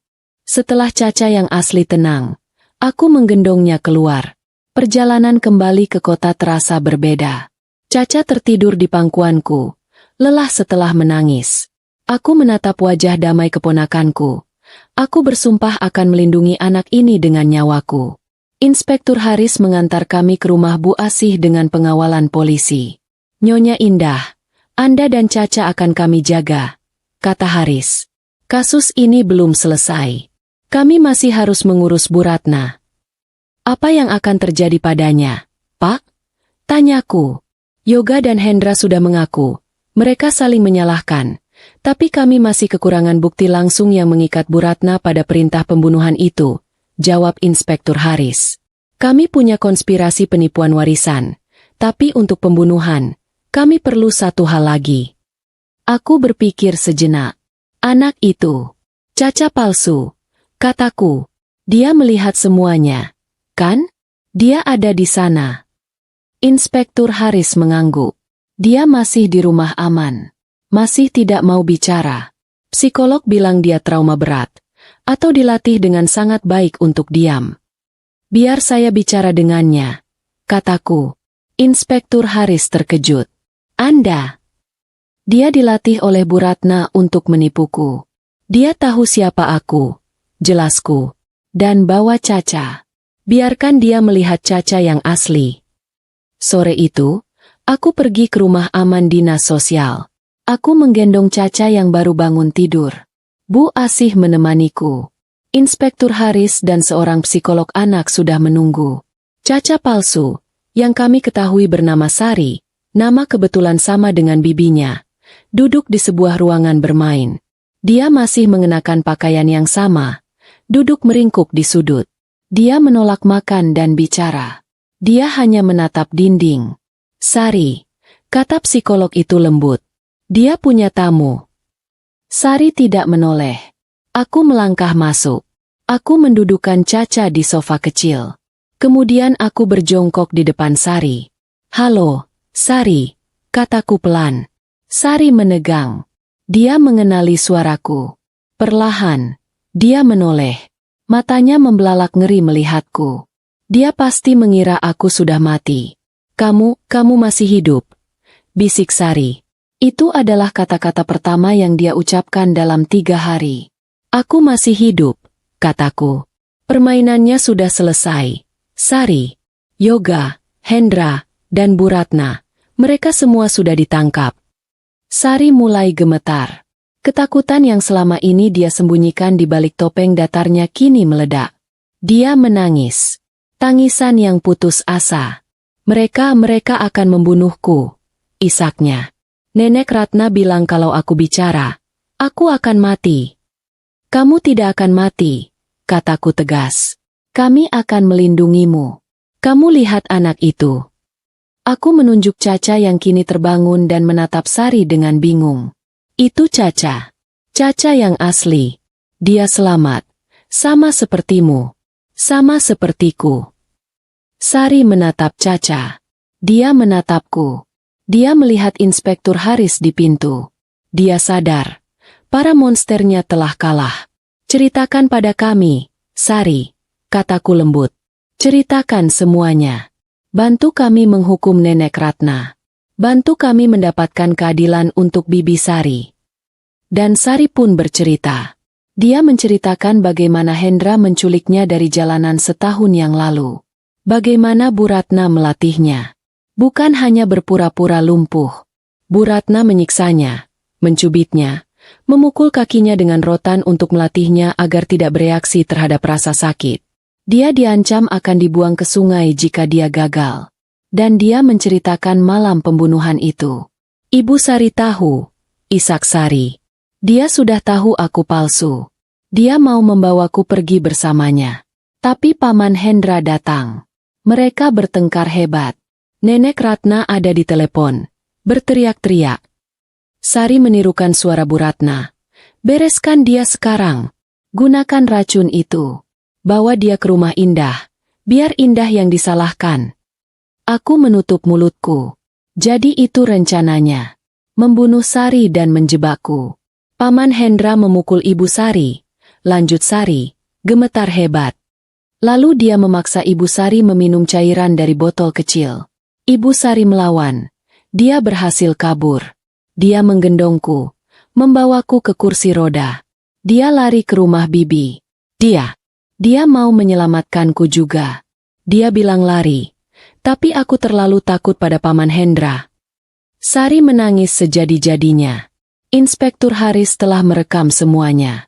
Ini dia, kesaksian mata yang terakhir untuk peti mati Bu Ratna. Terima kasih, Sari, kataku. Hatiku sakit untuk anak itu. Kamu sangat berani. Kamu aman sekarang. Di seberang ruangan, Caca menatap mereka. Dia tidak mengerti apa yang terjadi. Tapi dia melihat bibinya memeluk anak lain yang menangis. Dia berjalan pelan dan menepuk punggung Sari. Di ruangan itu, ketiga korban dari kekejaman Bu Ratna, aku, Caca, dan Sari, bersatu. Dan aku tahu, keadilan akhirnya akan datang. Ruang interogasi di markas besar kepolisian terasa pengap, meskipun pendingin udara berdengung pelan. Bu Ratna duduk tegak di kursi besi, dagunya terangkat angkuh. Dia sudah berada di sana selama berjam-jam, diapit oleh pengacara mahalnya yang wajahnya tampak bosan. Topeng duka Bu Ratna telah berganti dengan topeng arogansi. Dia adalah korban, katanya. Ibu yang malang yang putrinya tewas dan kini putra satu-satunya serta menantunya yang gila harta. Aku mencoba menjebaknya. Inspektur Haris masuk ruangan. Wajahnya lelah namun keras. Dia meletakkan sebuah map tebal di atas meja. Di belakangnya, aku masuk, didampingi oleh Bu Asih. Mata Bu Ratna menyipit penuh kebencian saat melihatku. Berani sekali kamu ke sini, wanita ular. Kamu sudah meracuni pikiran anakku. Kamu pembunuh. Raungnya. Cukup, Bu Ratna, kata Inspektur Haris. Suaranya datar. Kita sudah selesai bermain. Pengacara Bu Ratna langsung menyela. Klien saya tidak akan bicara lagi. Anda tidak punya apa-apa. Hanya ocehan dua tersangka lain yang saling menyalahkan dan rekaman suara yang keabsahannya diragukan. Inspektur Haris tersenyum tipis. Anda benar. Mari kita tinjau. Dia mulai mengeluarkan isinya satu persatu. Pertama, laporan autopsi suami Anda, Tuan Haryanto, positif keracunan arsenik kronis. Arsenik yang sama yang ditemukan di botol kecil di laci meja rias Anda, yang disita pagi ini. Wajah Bu Ratna sedikit menegang. Itu racun tikus. Kedua, lanjut Inspektur Haris, mengabaikannya. Pengakuan Hendra. Dia mengaku mencekoki Sari dengan racun. Tapi dia bilang dia melakukannya atas perintah langsung dari Anda. Dia panik karena Yoga berencana menyingkirkannya. Bohong. Hendra itu pecundang. Ketiga, Inspektur Haris mengeluarkan dokumen berikutnya. Pengakuan Yoga. Dia mengaku merencanakan penipuan warisan. Tapi dia bilang itu semua ide Anda. Dia bilang Anda yang mengatur penukaran Caca, dan Anda yang menyuruh Hendra membereskan Sari ketika Sari mulai terlalu dekat dengan kebenaran. Anak durhaka. Bu Ratna berteriak. Dia mengkhianati ibunya sendiri. Mereka berdua mengkhianati Anda, sama seperti Anda mengkhianati mereka, kata Inspektur Haris, menyimpulkan pesta saling menyalahkan yang mengerikan itu. Tapi Anda benar, pengacara. Ini semua masih kata-kata melawan kata-kata. Mereka bisa saja berbohong untuk menyelamatkan diri. Aku, yang sejak tadi diam, kini menatap lurus ke mata ibu mertuaku. Anda salah, kataku pelan. Anda tidak hanya meninggalkan jejak, Anda meninggalkan saksi mata. Pintu ruang interogasi terbuka. Seorang psikolog anak masuk, menggandeng tangan seorang anak perempuan kecil yang gemetar. Itu Sari, caca palsu. Saat Bu Ratna melihat Sari, seluruh warna di wajahnya hilang. Dia membeku. Dia tidak pernah menyangka anak jalanan yang dia anggap sampah ini akan muncul di hadapannya. Sari bersembunyi di balik psikolog, tapi aku berjongkok di depannya. Sari, tidak apa-apa, bisikku. Kamu ingat apa yang kamu janjikan? Katakan yang sebenarnya. Dia tidak bisa menyakitimu lagi. Sari menelan ludah. Dengan keberanian yang luar biasa, dia melangkah maju, menunjuk jari kecilnya yang kurus ke arah Bu Ratna. Dia nenek jahat, suara Sari terdengar jelas, direkam oleh mikrofon di ruangan itu.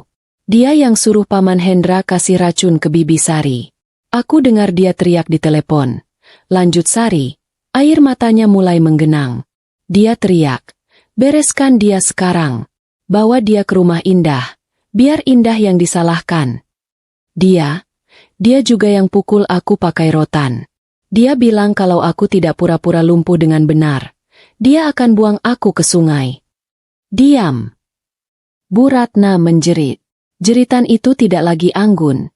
Itu jeritan binatang yang terpojok. Topengnya hancur berkeping-keping. Anak tidak tahu diuntung. Iblis kecil. Harusnya aku membunuhmu juga. Dia menerjang ke depan, mencoba meraih Sari.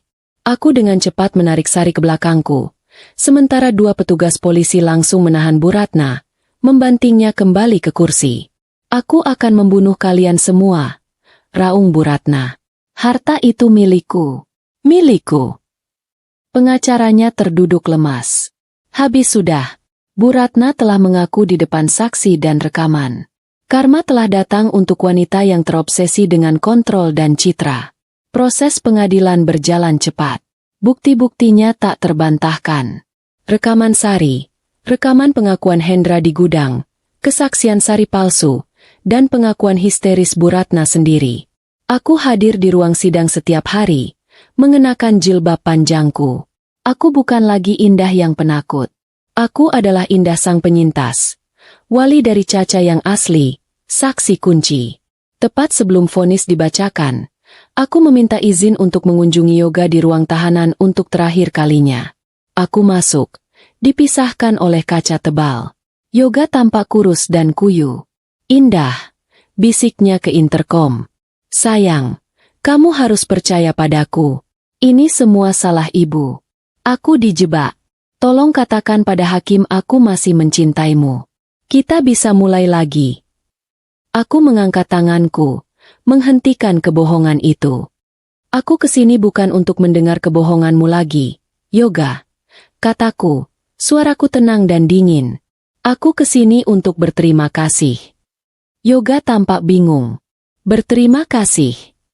Ya, terima kasih sudah menunjukkan wajah aslimu.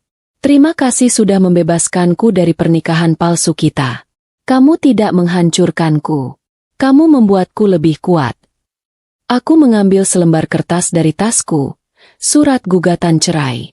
Aku menempelkannya ke kaca. Aku sudah menandatanganinya. Selamat tinggal, Yoga. Mata Yoga membelalak ngeri. Tidak, Indah. Jangan tinggalkan aku. Kamu tidak bisa melakukan ini. Aku hanya menatapnya. Aku melihat pria lemah yang serakah, yang rela mengorbankan adik kandungnya demi uang. Aku tidak merasakan apa-apa lagi.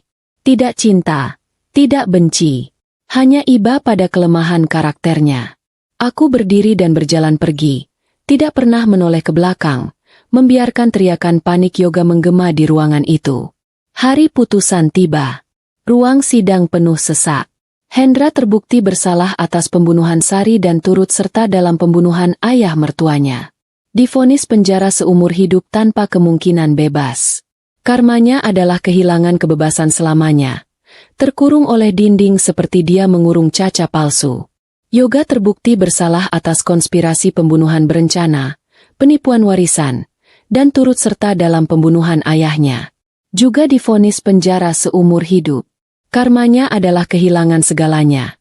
Istrinya, kebebasannya, dan warisan yang sangat dia dambakan. Dan Bu Ratna, sang dalang, terbukti bersalah atas pembunuhan ganda, penculikan anak, Caca asli, dan kekerasan terhadap anak, Sari palsu. Penjara seumur hidup. Karmanya adalah yang paling telak. Di akhir persidangan, pengacara keluarga membacakan klausul terakhir dari surat wasiat kakek, yang telah menjadi inti dari segalanya. Jika terbukti secara hukum, pengacara itu membaca, adanya tindak kecurangan kriminal yang dilakukan oleh salah satu ahli waris atau garis keturunannya untuk menguasai harta, maka seluruh hak waris dari pelaku kejahatan tersebut dinyatakan hangus. Ruangan hening. Seluruh aset. Lanjut pengacara itu, menatap lurus ke arahku. Akan dibekukan dan hak pengelolaannya diserahkan sepenuhnya kepada wali yang sah dari cucu yang teraniaya.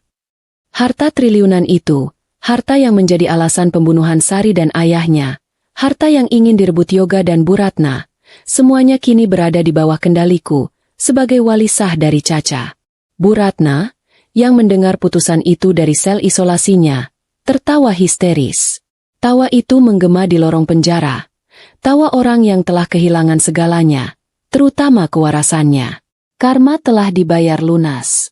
6 bulan telah berlalu sejak vonis pengadilan dibacakan. Musim telah berganti.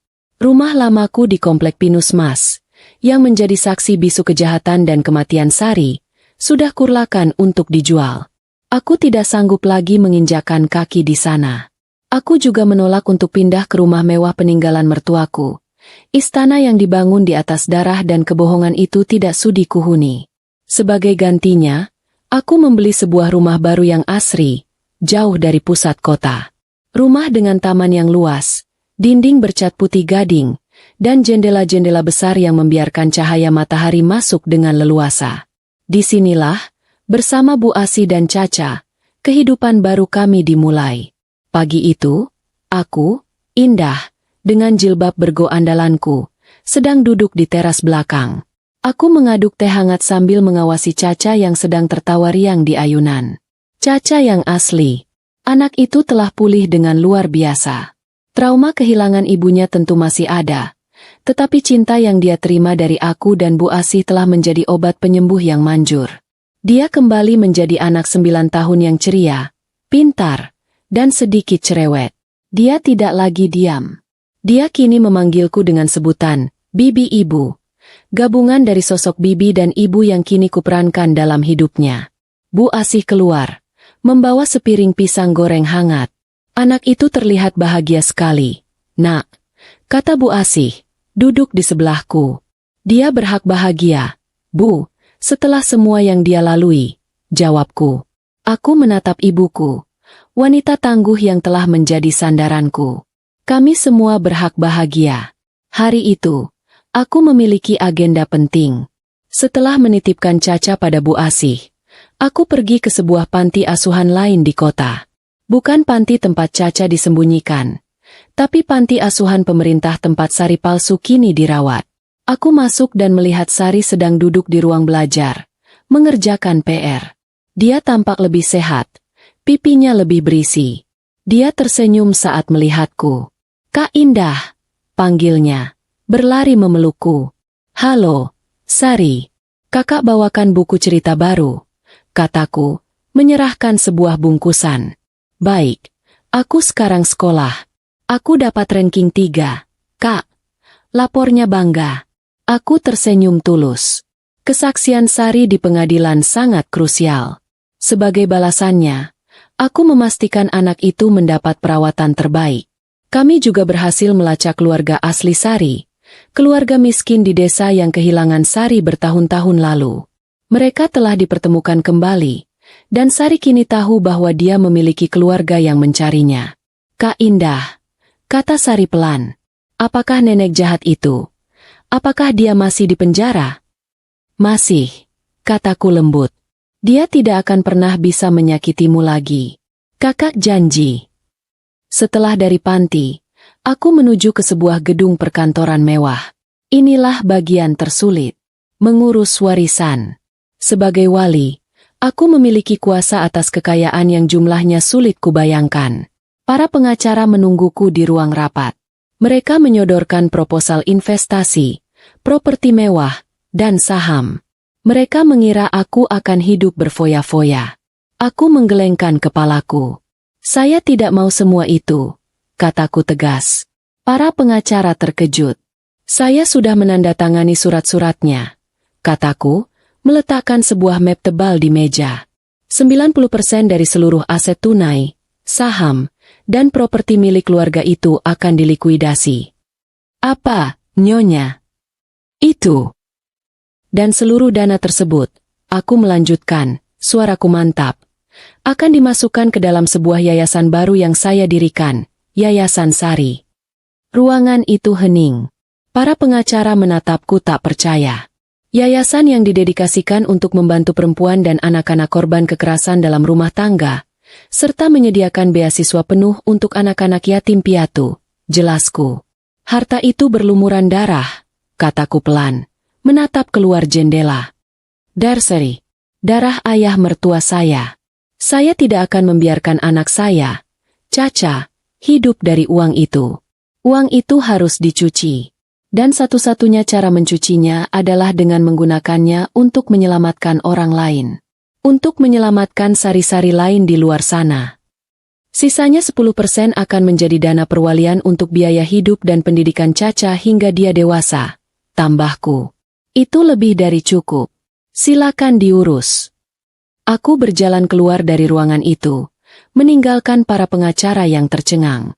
Aku merasa ringan. Beban triliunan rupiah itu telah terangkat dari pundakku. Sebuah berita kecil di televisi penjara beberapa hari kemudian mengabarkan peresmian Yayasan Sari. Bu Ratna, yang sedang menonton di ruang rekreasi sel isolasinya, melihat wajahku yang tersenyum di layar, menggunting pita. Di sebelahku berdiri Caca yang bahagia. Harta yang dia kejar dengan membunuh suami dan anak kandungnya kini digunakan untuk amal, atas nama Sari. Bu Ratna menjerit. Dia mengambil kursi dan melemparkannya ke televisi. Dia meraung-raung seperti binatang buas sebelum akhirnya diseret oleh penjaga kembali ke sel isolasi. Di sana, dalam kegelapan, dia menghabiskan sisa hidupnya. Tidak hanya kehilangan hartanya, tapi juga kewarasannya. Di tempat lain, Yoga dan Hendra mendengar kabar itu dari sesama narapidana. Nama Sari, korban mereka, kini diagungkan. Sementara mereka berdua hanyalah pembunuh yang terlupakan, membusuk di penjara. Sore itu, aku kembali ke teras rumahku. Bu Asih membawakan teh, persis seperti dalam bayanganku. Caca tertidur di pangkuan ibuku, lelah setelah bermain. Aku menatap langit senja yang berwarna oranye keemasan. Aku telah melalui neraka. Aku kehilangan suami yang kucintai, namun menemukan bahwa cinta itu palsu. Aku kehilangan adik ipar, namun mendapatkan seorang putri. Aku dikhianati, dijebak, dan hampir dibunuh. Tapi aku selamat. Aku menatap Caca yang tertidur pulas. Aku menatap ibuku yang tersenyum padaku. Semuanya sudah selesai, Bu. Bisikku. Belum, nak. Jawab Bu Asih, membetulkan letak selimut Caca. Bukan selesai, tapi baru dimulai. Aku tersenyum. Ibuku benar.